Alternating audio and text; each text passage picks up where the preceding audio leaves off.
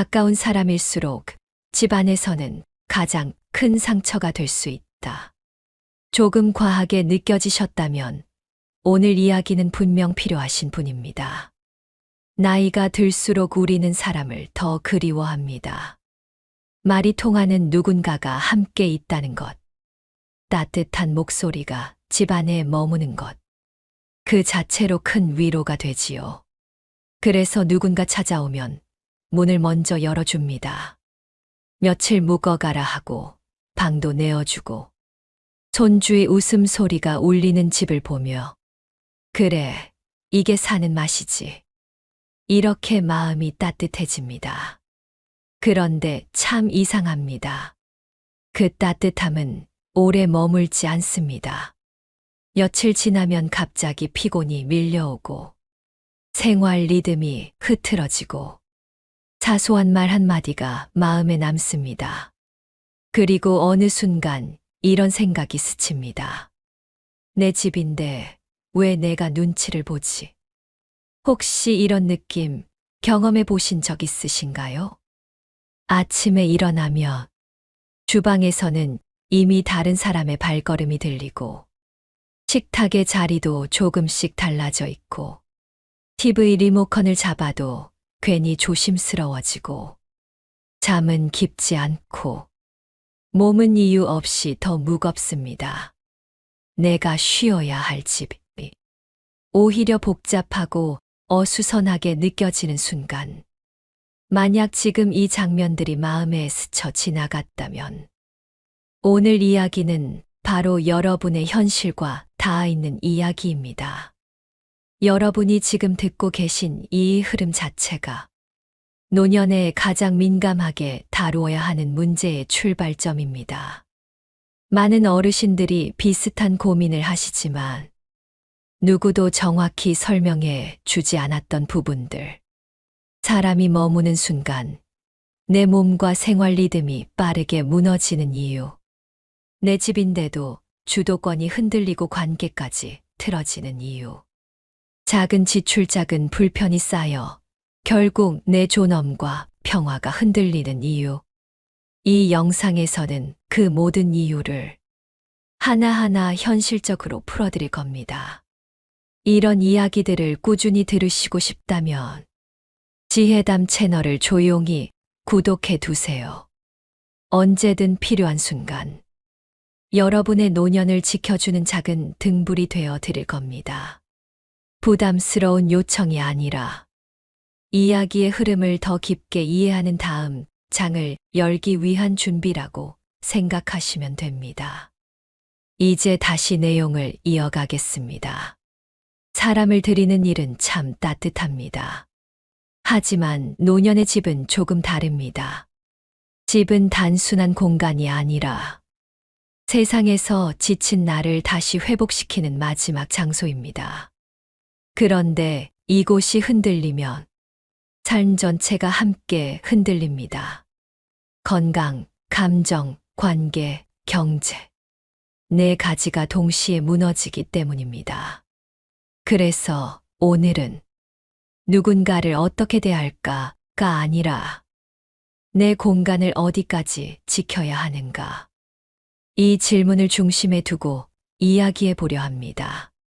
평생 정으로 살아오신 분들일수록 노년에는 더 큰 배려를 하려고 합니다. 하지만 그 배려가 여러분 자신을 지치게 할 때도 있습니다. 따뜻함이 부담으로 바뀌고 기쁨이 스트레스가 되고 집이 쉼의 공간이 아니라 관리해야 하는 공간이 되어버리기도 합니다. 그래서 저는 오늘 노년의 집을 함부로 열면 안 되는 5가지 이유를 아주 현실적으로 정리해 드릴 겁니다. 첫 번째는 에너지 고갈. 타인이 머무르는 순간 대화, 식사, 생활 리듬이 동시에 무너지며 몸의 에너지가 빠르게 소모됩니다. 두 번째는 주도권 상실. 내가 주인인 집에서 내가 손님처럼 행동하게 되는 상황이 찾아옵니다. 세 번째는 관계의 균열. 가까운 사람이 오래 머무르면 오히려 더 크게 다치는 일이 생깁니다. 네 번째는 경제적 부담. 노년의 지출은 작은 변화도 크게 느껴지고 이 불안은 건강에 직접적인 영향을 줍니다. 마지막은 공간의 상실. 내 집이 더 이상 내 공간이 아닌 순간 가장 먼저 무너지는 것은 바로 나의 존엄입니다. 오늘 영상은 그저 불안만 이야기하는 영상이 아닙니다. 여러분의 삶을 지키는 아주 구체적이고 실천 가능한 기준을 세워드릴 영상입니다. 그럼 이제 노년에 가까운 사람도 함부로 집에 들이지 말아야 하는 첫 번째 이유부터 시작하겠습니다. 첫 번째 이유는 바로 에너지 고갈입니다. 나이가 들수록 체력은 다시 채우는 것이 아니라 지키고 아껴 쓰는 것이 더 중요해집니다. 우리는 종종 이렇게 생각합니다. 내가 아직은 거동도 되고 말도 잘하고 밥도 할 수 있는데 뭐가 문제야. 며칠 손님이 머문다고 달라지겠어. 하지만 몸은 정직합니다. 그리고 노년의 몸은 작은 변화에도 크게 반응합니다. 누군가 집에 머무르면 집 안의 공기가 달라집니다. 아침에 일어나는 시간, 식사하는 시간, 대화를 이어가는 시간, 심지어는 시선과 발걸음 하나까지 내 삶의 리듬이 흔들리기 시작합니다. 예전에는 손님 한 번 맞는 일이 하루 피곤함 정도로 끝났을지 모릅니다. 하지만 노년에는 이 피곤함이 다음 날까지 이어지고 다음 날의 피로는 또 그 다음 날로 이어집니다. 여러분도 경험해 보셨을 겁니다. 손님이 떠난 뒤 몸이 이상하게 무겁고 침대에 누워도 쉽게 잠들지 못하고 괜히 신경이 예민해지고 식사량도 줄고 온몸이 살아있는 것처럼 쑤시는 날들. 이것은 단순한 노화가 아닙니다. 내 공간에 들어온 타인의 존재가 나도 모르게 내 에너지를 대량으로 빼앗아 간 결과입니다. 노년의 체력은 충전이 빠르지 않습니다. 기름을 채우면 금방 달리는 자동차가 아니라 조금 움직여도 금방 연료가 떨어지는 오래된 엔진에 가깝습니다. 그래서 이 나이에는 얼마나 많이 움직이느냐보다 얼마나 잘 쉬고 있느냐가 더 중요합니다. 그런데 타인이 집에 머무는 순간 이 쉬는 기능이 완전히 무너집니다. 예를 들어 아침에 혼자 일어날 때는 천천히 기지개를 켜고 천천히 앉아서 허리를 펴고 따뜻한 물 한 잔을 마시며 내 몸의 속도를 맞출 수 있습니다. 하지만 누군가 함께 있으면 어떨까요? 괜히 서둘러 씻으려고 하고 상대가 깰까봐 조심하거나 먼저 식사를 준비하려고 일찍 움직이게 됩니다. 이 작은 변화들이 얼마나 큰 체력 소모인지 노년의 몸은 알고 있습니다. 또 대화 역시 에너지를 매우 많이 씁니다. 우리는 말을 나누는 것이 정서적 교류라고 생각하지만 실은 노년에게는 뇌를 쓰고 기억을 꺼내고 감정을 조절하는 거대한 힘을 필요로 하는 작업입니다. 그래서 방문객이 있을 때는 낮잠이 잘 오지 않고 밤잠도 얕아지고 식사 후 피곤함이 배로 늘고 몸의 힘이 더 빠지는 것입니다. 이것을 인정하지 못하면 문제가 더 커집니다. 그 정도도 힘들어. 나는 괜찮아. 이런 마음 때문에 계속해서 누군가를 들이게 되고 몸은 점점 축나고 정서도 가라앉고 면역력이 무너져 감기나 통증, 소화불량 같은 신호가 나타납니다. 특히 만성질환이 있는 분들은 생활 리듬이 흔들리는 것만으로 혈압이 요동치고 당 수치가 불안정해지고 수면의 질이 급격히 떨어집니다. 즉, 집 안에 누가 머무느냐는 문제는 단순한 정의 문제가 아니라 노년의 건강을 결정하는 핵심 요인입니다. 정약용은 이렇게 말했습니다. 부담을 덜어주는 것이 지혜다. 노년에게 이 말은 몸을 지키는 일, 에너지를 지키는 일, 즉 불필요한 소모를 막는 것이 가장 큰 지혜라는 뜻으로 읽힙니다. 여기서 중요한 사실 하나. 외로움을 달래려 사람을 들이는 경우가 많지만 실은 그로 인해 더 큰 공허감이 생기기도 합니다. 사람이 떠나고 난 뒤 집이 너무 조용하게 느껴지고 몸은 더 피곤하고 마음은 더 예민해지고 그 빈자리가 더 크게 느껴지기 때문입니다. 그래서 노년에는 채우기 위한 만남보다 지키기 위한 고요함이 더 중요해집니다. 혼자 있는 시간이 외롭다고 느낄 수 있지만 그 조용함이 사실은 내 몸과 마음을 살리는 시간입니다. 여러분의 건강, 여러분의 체력, 여러분의 마음은 누구보다 소중합니다. 그리고 그 소중한 것을 지키기 위해 가장 먼저 해야 하는 일은 불필요하게 에너지를 소모하는 상황을 단호하게 막는 것입니다. 두 번째 이유는 주도권 상실. 즉, 내 집에서 내가 손님이 되는 역전 현상입니다. 이 문제는 조용히 시작되지만 한 번 무너지고 나면 되돌리기가 가장 어렵습니다. 사람이 집 안에 들어오면 공간의 질서가 바뀝니다. 그 사람의 생활 방식, 그 사람의 리듬, 그 사람의 습관이 내 일상 속으로 자연스럽게 침투합니다. 그리고 무서운 건 그 변화가 너무 자연스럽게 일어났어. 처음에는 내가 눈치조차 못 챈다는 것입니다. 예를 들어보겠습니다. 내가 원래 오전 9시에 천천히 일어나던 사람이라면 누군가 집에 머무는 순간 그 시간은 예의의 문제가 되어버립니다. 상대가 먼저 일어나 부엌을 오가고 있으면 괜히 서둘러 일어나게 되고 내 속도와는 상관없이 상대의 리듬을 따라가게 됩니다. 냉장고는 원래 내 마음대로 여는 공간입니다.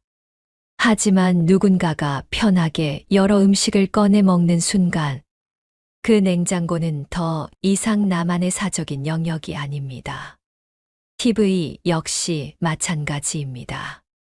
평소 보던 채널이 있는데 상대가 이 프로그램 재미있대 하고 틀어버리면 나는 말 없이 리모컨을 내려놓습니다. 말은 하지 않지만 내 선택권은 이미 사라진 겁니다. 특히 자녀나 가까운 친척이 집에 머무는 경우 이 주도권의 이동이 훨씬 빠르고 강하게 일어납니다. 처음에는 엄마, 이건 이렇게 하는 게 더 편해. 아버지, 이건 제가 알아서 해드릴게요. 이런 말로 시작합니다. 그리고 얼마 지나지 않아 집 안의 사용 방식이 완전히 바뀝니다. 툭 던져지는 한마디. 이렇게 사시면 불편하지 않아요? 이건 좀 버리셔야겠네. 아, 제가 알아서 정리할게요. 이 말들은 배려처럼 들리지만 집의 질서를 장악하는 신호이기도 합니다. 그리고 어느 순간 분위기는 완전히 뒤집힙니다. 어머니, 물건 좀 정리해 주세요. 아버지, 그 시간에 주무시면 생활 리듬이 깨져요. 엄마, 이건 제가 쓰니까 제자리에 놔두세요. 이런 말 앞에 서서 우리는 반박하기 어렵습니다. 가까운 사이라 더 그렇습니다. 서운한 티를 내기도 어렵고, 싫다고 말하기도 어렵고, 결국 받아들이게 됩니다. 그런데 그 순간이 바로 관계의 질서가 무너지는 첫 장면입니다. 집은 내 삶의 무대입니다. 무대 위에서 주인공이 자리를 잃으면 극 전체가 엉망이 됩니다. 집에서도 똑같습니다. 내가 주도권을 잃는 순간 생활 리듬은 흐트러지고 내 감정은 위축되고 내 선택은 작아지고 상대는 더 당당해집니다. 그리고 이 변화가 무서운 이유는 상대는 전혀 의식하지 못한다는 점입니다. 그 사람에게는 그저 편하게 행동한 것일 뿐이지만 나에게는 삶의 중심을 뺏기는 큰 충격입니다. 어떤 어르신은 이렇게 말했습니다. 자식이 한 달 머물다 가고 난 뒤 내 집이 내 집이 아닌 것 같았어. 다시 적응하는데 2달이 걸렸어요. 또 어떤 분은 이렇게 이야기했습니다. 친구가 잠시 지내다 갔는데 집안의 공기가 완전히 바뀌었어요. 내가 쉬는 공간이 사라졌더라고요. 여러분도 공감하실 겁니다. 집은 누가 잠깐 드나드는 곳은 괜찮지만 머무는 순간 공간의 주인이 바뀌기 시작합니다. 정약용은 삶의 질서는 작은 습관에서 무너진다 라고 했습니다. 노년의 집에서는 이 말이 더욱 크게 와닿습니다.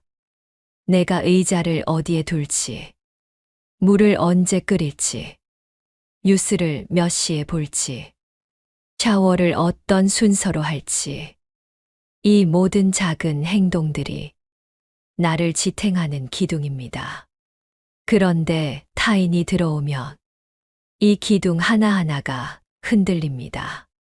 흔들리는 줄도 모른 채 천천히 조용히 기울어집니다. 이렇게 주도권을 잃고 나면 그 다음에 따라오는 건 관계의 충돌입니다. 말로 다투지 않더라도 서운함이 쌓이고 감정이 굳어지고 상대는 더 당연하게 행동하고 나는 점점 작아집니다. 세 번째 이유는 관계의 악화입니다. 아이러니하게도 가까운 사람일수록 오래 함께 있으면 상처가 더 크게 남습니다. 이건 누구를 탓하거나 비난하려는 말이 아니라 사람 사이의 본질적인 한계를 인정하는 이야기입니다. 쇼펜하우어는 인간 관계를 고슴도치의 딜레마로 설명했습니다. 춥다고 서로 가까이 다가가면 서로의 가시에 찔리고 멀어지면 추워서 다시 다가가는 상황. 우리는 평생 이 거리를 조절하며 살아갑니다. 그런데 노년에는 이 조절 능력이 더 중요해집니다.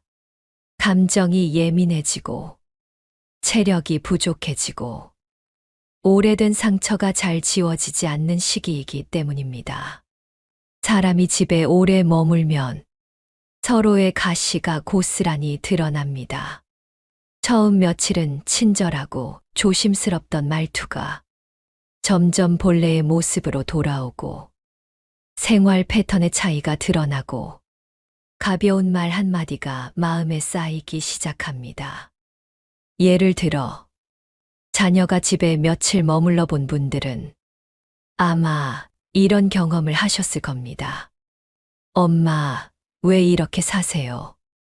아버지, 이건 좀 바꾸셔야죠. 그건 그만 좀 하세요. 그 말이 상처가 되려고 한 건 아니었겠지만 듣는 사람은 이상하게 마음이 콕 찔립니다. 그리고 이런 말들이 반복될수록 감정의 골은 깊어집니다. 또 어떤 분들은 친구나 친척이 오랫동안 머무는 동안 예상하지 못한 서운함을 경험합니다. 식사 준비를 당연하게 여기거나, 설거지 하나 도와주지 않거나, 청소를 해놓았는데도 별말이 없거나, 나의 물건을 허락 없이 쓰거나, 말로는 괜찮아라고 하지만, 마음속에서는 왜 저럴까? 나를 너무 편하게 보는 거 아닌가? 이런 생각이 계속 자랍니다.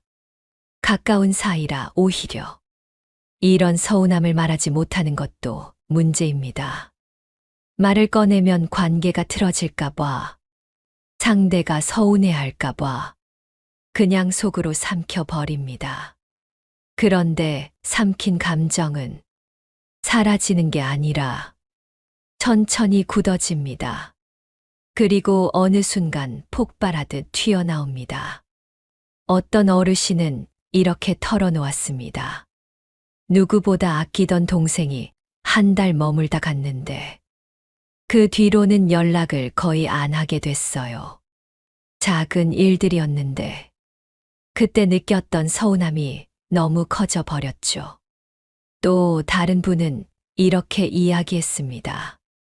가까운 친구라 괜찮을 줄 알았는데 한 집에서 지내다 보니 평생 몰랐던 성격이 보이더라고요. 이제는 예전처럼 편하게 지낼 수가 없어요. 여기에는 분명한 이유가 있습니다. 가까운 관계는 적당한 경계가 있을 때 건강하다는 사실. 경계 없이 들이기 시작하면 친밀함이 아니라 부담이 생기고 존중이 아니라 당연함이 생기며 배려가 아니라 간섭으로 변합니다. 정약용은 집안의 화기애애지를 지키라 고 강조했습니다. 화를 지키는 가장 중요한 방법은 거리를 두는 것입니다.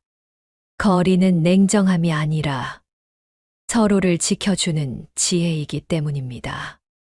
노년에는 특히 이 거리 조절이 중요합니다. 감정의 여유가 젊을 때보다 줄어들고 작은 말 한마디도 깊이 남고 몸과 마음의 회복 속도가 느리기 때문입니다. 아무리 사랑하는 자녀라도, 아무리 오래 알고 지낸 친구라도, 아무리 의지하는 가족이라도 집 안에서의 동거는 관계를 시험대에 올리는 일입니다. 그 시험대는 대부분 좋은 결과를 남기지 않습니다. 또 하나 중요한 점. 집 안에서 갈등이 생기면 밖에서 생긴 갈등보다 훨씬 오래 갑니다. 왜냐하면 집은 우리의 가장 사적인 공간이자 감정이 가장 민감해지는 장소이기 때문입니다. 집 안에서 받은 상처는 편한 추억이 아니라 불편한 기억으로 남습니다. 그리고 그 기억은 한번 굳어지면 좀처럼 사라지지 않습니다. 그러므로 노년의 관계에서 가장 필요한 것은 같이 있기가 아니라 잘 지내기입니다. 잘 지내기 위해서는 오래 함께 있는 것이 아니라 서로의 공간을 지켜주는 것이 더 중요합니다. 네 번째 이유는 경제적 부담입니다. 이 문제는 겉으로 잘 드러나지 않아서 더 위험합니다. 처음에는 괜찮다고 생각합니다. 며칠 머물다 가는 손님인데 전기 좀 더 쓰고 밥 한두 끼 더 먹는 게 뭐 대수냐고 스스로 위로합니다. 하지만 여러분, 노년의 경제는 숫자만의 문제가 아닙니다. 심리와 안정감의 문제입니다. 고정 수입이 뚜렷하지 않은 시기, 지출의 작은 변화가 전체 균형을 흔들어 버릴 수 있습니다. 예를 들어 봅니다. 평소 혼자 식사할 때는 간단한 반찬 두세 가지면 충분하고 밥도 한 냄비 지어 며칠 나눠 먹으면 비용 부담이 크지 않습니다. 하지만 누군가 함께 머물면 식재료를 더 사야 하고 고기나 과일 같은 가격대가 있는 식품도 자주 준비하게 됩니다. 그렇게 며칠이 지나면 장바구니 값이 예전보다 확연히 늘어납니다. 전기세, 수도세도 마찬가지입니다. 샤워 횟수가 늘고 세탁이 잦아지고 불이 켜져 있는 시간이 길어집니다. 여기에 TV, 선풍기, 에어컨, 난방까지 더해지면 생활비는 눈에 띄게 올라갑니다. 노년의 경제에서는 이 눈에 띄는 변화가 곧 심리적 불안으로 이어집니다. 잔고가 빠르게 줄어드는 것을 보면 몸의 컨디션도 마음의 안정도 흔들립니다. 특히나 연금 외에 고정 수입이 없는 분들은 하루하루 지출이 미래에 대한 두려움으로 연결됩니다. 혹시 다음 달엔 더 모자라지는 않을까? 병원비라도 생기면 어쩌나? 이 나이에 돈 걱정하게 될 줄이야. 이런 걱정은 몸의 면역력까지 떨어뜨리는 큰 스트레스가 됩니다. 더 큰 문제는 사람이 머무는 시간이 길어질수록 경제적 경계가 흐려진다는 점입니다. 자녀가 머물러 있을 때 이런 말이 나옵니다. 엄마, 식재료는 제가 사올게요. 처음엔 고마운 마음이 듭니다. 하지만 시간이 지나면 그 약속이 흐지부지 되고 생활비 대부분을 부모가 부담하게 되는 경우도 많습니다. 또 어떤 경우는 자녀가 이렇게 말하기도 합니다. 어차피 나중에 제게 물려줄 돈 아니에요. 이 집도 결국 제 몫이니까 제가 좀 써도 되죠. 이 말은 농담처럼 들릴 수 있지만 부모에게는 매우 깊은 상처가 됩니다. 경제적 주도권이 무너졌다는 신호이기 때문입니다. 심지어 친척이나 친구가 오래 머물면 생활비 분담 기준조차 애매해집니다. 딱 잘라 말하기가 어려웠어.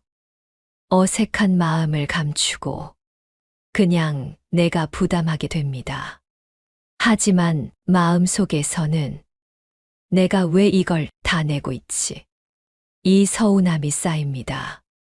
이 서운함이 문제인 이유는 절대 겉으로 드러나지 않는다는 점입니다.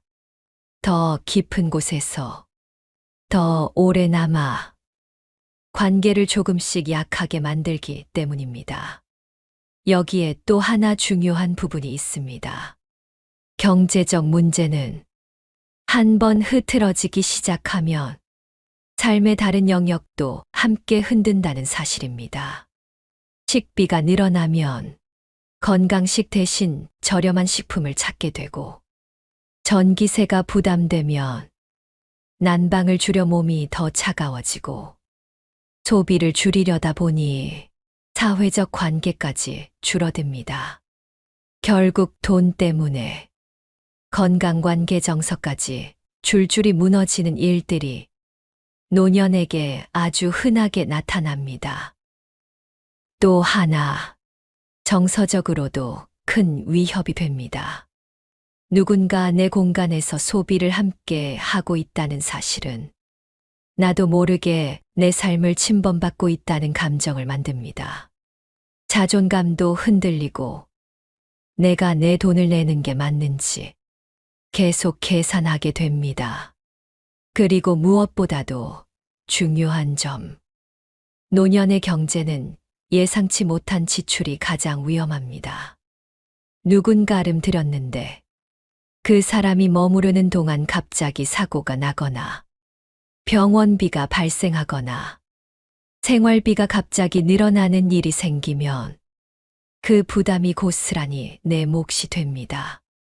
이처럼 경제적 부담은 타인을 들인 순간 자연스럽게 따라오는 그림자입니다. 처음에는 얇은 그림자 같지만 시간이 지날수록 점점 길어지고 짙어집니다. 그리고 어느 순간 내가 감당할 수 있는 선을 훌쩍 넘어버립니다. 다산 정약용은 작은 틈을 막지 않으면 큰 물이 새어들어 집을 무너뜨린다. 라고 했습니다. 경제 문제는 바로 이 작은 틈과 같습니다. 처음엔 부담이 아닌 것 같아도 막지 않으면 노후의 평화 전체가 흔들립니다. 이제 5번째 이유입니다. 가장 깊고 가장 위험하고 많은 분들이 뒤늦게 깨닫는 문제. 바로 공간의 상실. 즉, 내 집이 더 이상 내 공간이 아니게 되는 순간입니다. 노년의 집은 단순한 장소가 아닙니다. 그곳은 평생의 기억이 쌓여 있고 내가 나답게 머물 수 있는 마지막 성소입니다. 밖에서는 여러 역할을 하며 살아왔다면 집 안에서는 비로소 있는 그대로의 나로 돌아올 수 있습니다. 그런데 이 공간이 누군가에 의해 흔들리면 정체성 전체가 흔들립니다. 집 안에 타인이 오래 머무는 순간 일어나는 변화는 생각보다 큽니다. 가구의 위치가 조금 달라지고 상대의 물건이 집안 곳곳에 놓이고 부엌의 사용 방식이 바뀌고 화장실의 습관이 달라지고 심지어는 창문 여닫는 시간까지 변합니다. 이런 변화가 쌓일수록 집이 내 몸의 연장선이 아니라 누군가와 함께 쓰는 공동 공간처럼 느껴지기 시작합니다. 문제는 이 과정이 조용히 진행된다는 것입니다. 처음 며칠은 단순한 불편함입니다. 그러나 열흘, 보름이 지나면 생활의 중심축이 바뀌고 한 달, 2달이 되면 내가 내 집에서 어깨를 펴지 못하는 상황까지 생깁니다. 한 어르신은 이렇게 말했습니다. 우리 집인데 왜 화장실 가는 것도 눈치가 보이죠? 또 다른 분은 이렇게 이야기했습니다. 내가 쉬어야 할 공간이 오히려 더 피곤해졌어요. 집이 집 같지가 않아요. 이러한 변화는 우리의 존엄에도 직접적인 영향을 줍니다.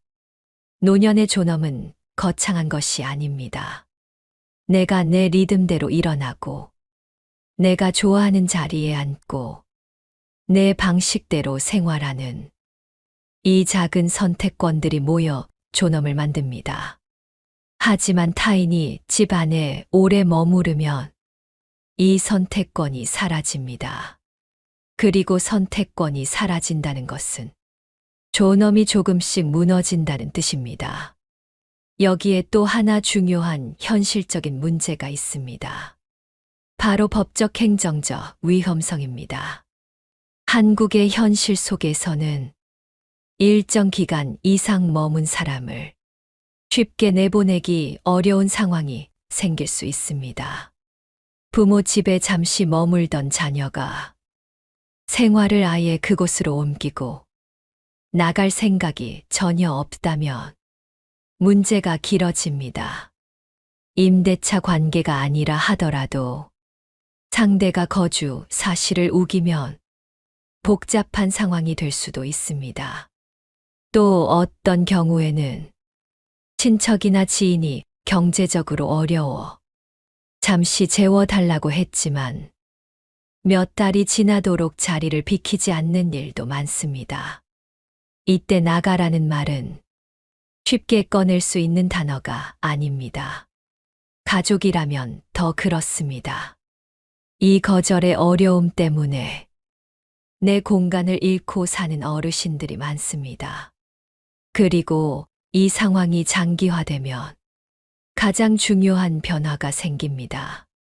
바로 집에 대한 애착이 사라지는 현상입니다.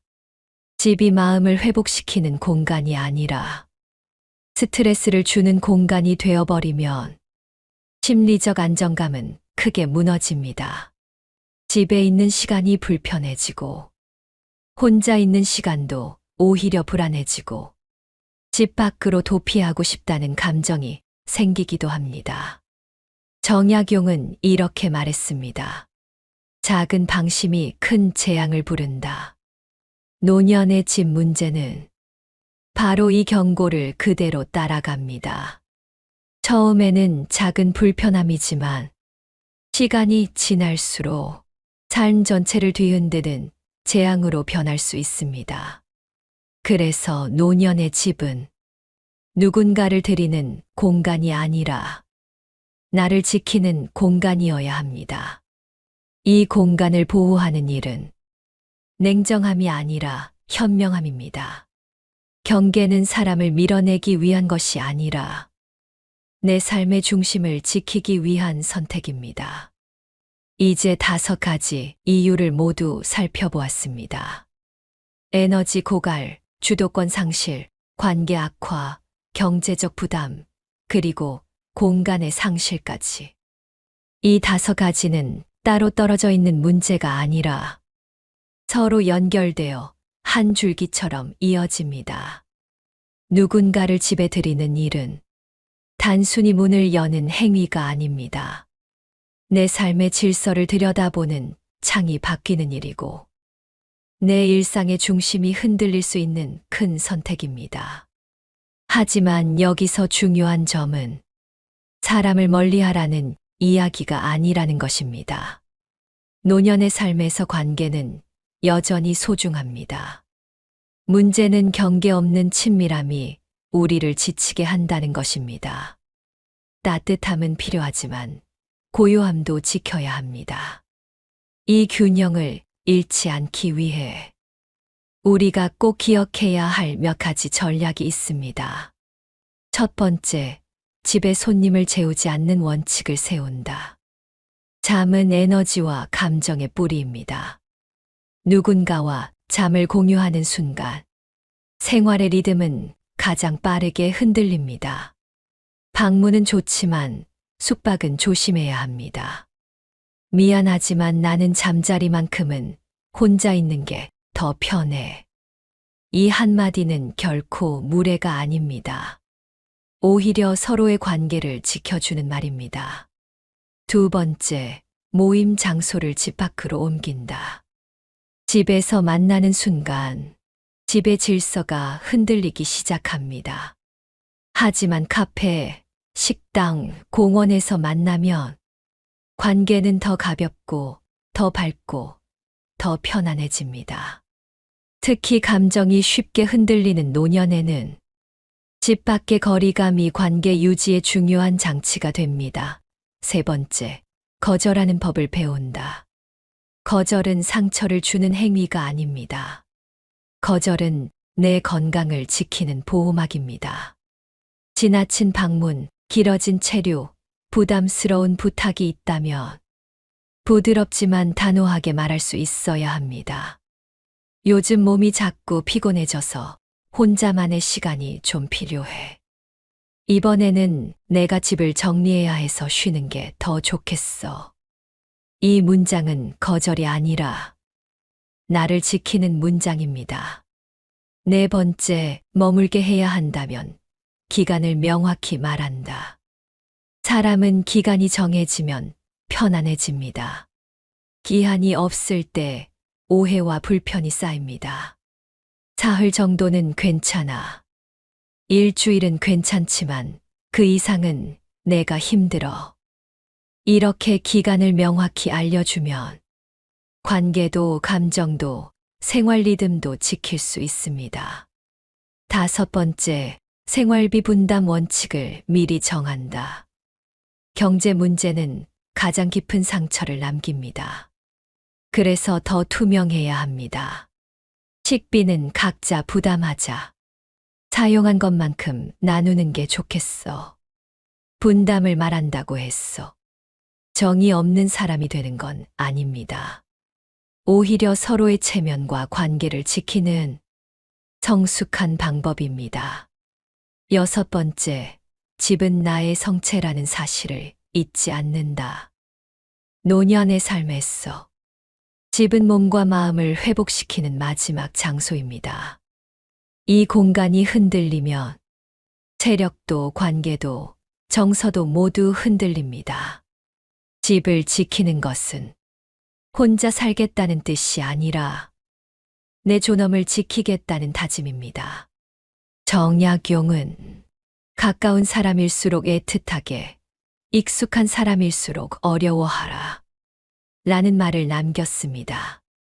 어려워하라는 말은 경계하라는 뜻이 아닙니다. 서로를 소중히 여기기 때문에 거리감을 지키라는 깊은 뜻입니다.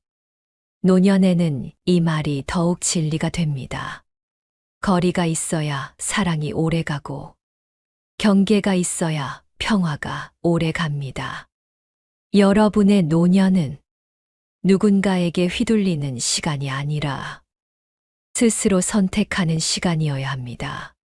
노년의 가장 큰 특권은 하고 싶은 대로 살아도 법도에 어긋나지 않는 자유입니다.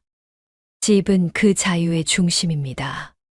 그 집을 지키는 일은 누구에게도 대신할 수 없는 여러분만의 권리이자 책임입니다. 이 영상이 여러분의 평온함을 지키는 작은 기준이 되었기를 바랍니다. 조용한 고요, 안정된 생활, 흔들리지 않는 존엄. 노년에 꼭 필요한 이 세 가지를 여러분이 스스로 지켜낼 수 있기를 진심으로 응원합니다. 오늘 영상이 마음에 와닿으셨다면 지혜담 채널을 구독해 주세요. 그리고 좋아요도 한번 눌러주세요. 그 한 번의 클릭이 더 많은 어르신들에게 삶을 지키는 지혜를 전할 수 있는 힘이 됩니다. 다음 영상에서도 여러분의 노년을 단단하게 만드는 현실적인 조언과 깊은 통찰을 전해드리겠습니다. 여기는 지혜담이었습니다. 여러분의 평화로운 하루를 응원합니다.